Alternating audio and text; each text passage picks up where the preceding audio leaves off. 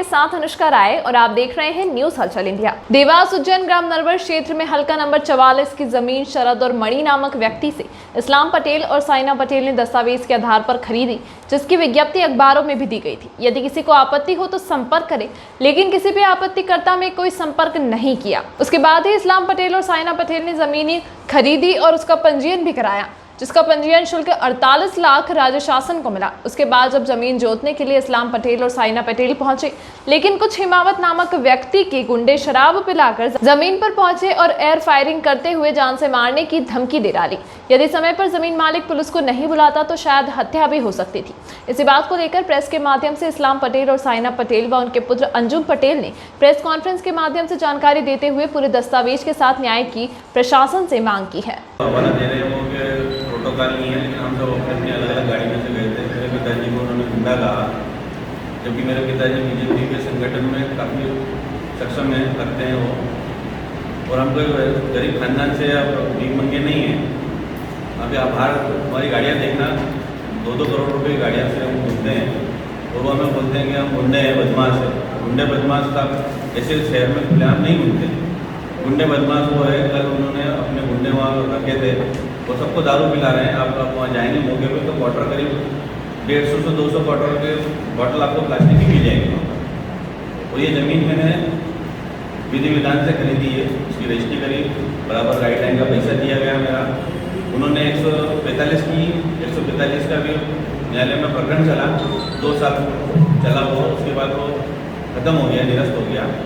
उसके बाद मेरा ये 1 तारीख को 1/6 को 2021 में अभी नामांतरण हो चुका है। नामांतरण हुआ, अब रजिस्ट्री होती है और मेरा जायज़ प्रेस कॉन्फ्रेंस ये क्या है समस्या आपको? हमारा प्रेस कॉन्फ्रेंस रखने का यही आज का मेन कारण है कि जब हमने हमारी रजिस्ट्री की हो गई, ज़मीन की रजिस्ट्री हो गई, उसके बाद हमने खेत हकाई भी करी, बुआई करने लगे तो वो लोग आके दादागिरी करने लगे। उनके वहाँ से थोड़ा सा हमारे पास हाथापाई वाले हमले भी हुए। उसके बाद हम रुक गए, हमने कहा नामांतरण होगा उसके बाद हम जाएंगे कराने। नामांतरण के बाद जब हम गए हैं वहाँ पर नामांतरण करा के अपनी खेती पर, तो उन्होंने वही चीज़ें वापस करी। हमारे साथ नामांतरण होने के बाद दादागिरी करी, हमारे नौकर को मारा, हवाई फायरिंग करी। उसके बाद जब उन्होंने मीडिया भी बुलाई, मीडिया में उन्होंने बहुत कुछ चर्चाएँ करी, ऐसा हुआ वैसा हुआ। तो आज हमें उसकी संतुष्टि, हमें भी तो अपनी तरफ से सच्चाइयाँ देनी है ना, मीडिया को बताना है कि हमारा सत्य क्या है। आज हमारे पास रजिस्ट्री है, नामांतरण है, कब्जा हमारा है, फिर वो दादागिरी कैसे बता रहे हैं? तो हमें आके अपनी ज़मीन बतानी पड़ेगी ना कि ये हमारी ज़मीन है, मालिकाना हक हमारा है इसका। वो तो अपनी बहनों और दादी की ज़मीनों पे हक लगा रहे हैं कि ये हमारी ज़मीन है। जब वो घर के विवाद में अपनी इतनी सारी विवाद कर सकते हैं, तो हम तो खरीदार हैं, उनकी ज़मीन पर खड़े हैं, तो वो तो हमें दादागिरी बताएंगे। तो आज हम इतना सहने वाले थोड़ी है। कल आप हाँकने गए थे क्या? हम वहाँ हाँकने गए, वहाँ पर हमारा बेटा गया था, बताएगा। मैं गया था कल वहाँ पर अपने ट्रैक्टर लेके, और 4 मेरे ट्रैक्टर के ड्राइवर थे और मेरा मुनीम था। चूँकि मैं इंदौर रहता हूँ तो मेरे को आने में समय लगता है, इसलिए कि यहाँ मुनीम रख रखा है मैंने। और भी ज़मीन है उसके आगे आसपास मेरी। तो मैं कल गया, तो कल मैं अब नामांतरण हुआ साहब, तो यही है, नामांतरण के बाद ज़मीन अपनी होती है। गया वहाँ पर तो ट्रैक्टर चलाए, तो वहाँ कुछ अंदर चद्दर के शेड के अंदर से करीब 150-200 आदमी निकले अंदर, दारू पी रहे थे वो। क्वार्टर वहाँ पड़े होंगे, अभी आप जाएंगे तो वहाँ गए तो वहाँ पर पता लगा कि वो लोग आए और ट्रैक्टर ड्राइवर को मारने लगे। बोले नहीं आप ट्रैक्टर नहीं चलाओगे। तो मैंने लगा कि यार ये ट्रैक्टर के चलाने का क्या हुआ, एकदम अचानक 150 आदमी आए, कहाँ से आए, क्या हुआ ये। फिर मैंने पुलिस को इन्फॉर्म किया, पुलिस मौके पर आई। पुलिस ने कहा कि बोले आप रुक जाइए, इस पर स्टे हुआ है, हमें जानकारी लगी। तो मैं साहब स्टे कॉपी दिखा दे, मैं ट्रैक्टर मैंने रुकवा दिए, उसके बाद मैंने ट्रैक्टर रोक दिए, लेकिन स्टे कॉपी कोई मेरे पास नहीं आई, ना कोई बताई गई मेरे को। और फिर यहाँ से पुलिस थाने ले गई हमको। थाने में उन्होंने कहा कि इस पर स्टे हो गया, आप सोमवार के दिन आके मिले। मैं साहब मैं FIR दर्ज कराऊंगा कि उन्होंने मेरे पे हमला किया है और हवाई फायरिंग की और मेरे नौकर को मारा है। तो उन्होंने कहा कि हम आवेदन कुछ नहीं लेंगे, आप सोमवार के दिन आना।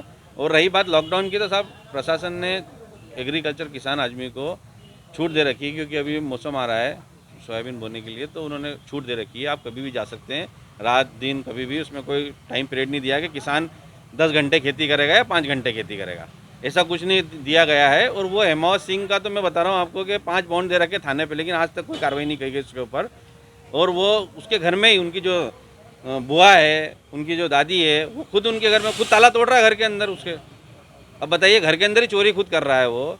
तो फिर हमने ज़मीन खरीदी तो बाहर तो बहुत ज़्यादा कर रहा है। और हमारी कचहरी चलती है और हम कलेक्टर DSP SP कुछ नहीं जानते हैं, हमारी कचहरी चल रही है। और मैं उनके नाम बता दो आप जी, हेमावत सिंह जी, वो कनक बली उनकी जो मम्मी है। कहाँ के रहने वाले हैं? वो साहब इंदौर में रहने वाले हैं, लेकिन अभी उनके पिताजी एक्सपायर हुए तो यहाँ ज़मीन है उनके पुरखों की है आसपास वहाँ पर, तो वो अभी आ गए ज़मीन के उसमें और हवेली पे कब्जा करने उनकी उनके दे रखा है वो कि आवेदन के मैं इससे मिलना नहीं चाहता हूँ और ये सब चीज़ें। वो ये है कि साहब मेरे को न्याय चाहिए और मैं न्याय के लिए हूँ, क्योंकि मैं प्रशासन पे भरोसा रखता हूँ और मेरे पास सारे विधिवत पेपर है। अगर उससे एक पेपर भी आप ले लें तो आप बता दें मेरे को।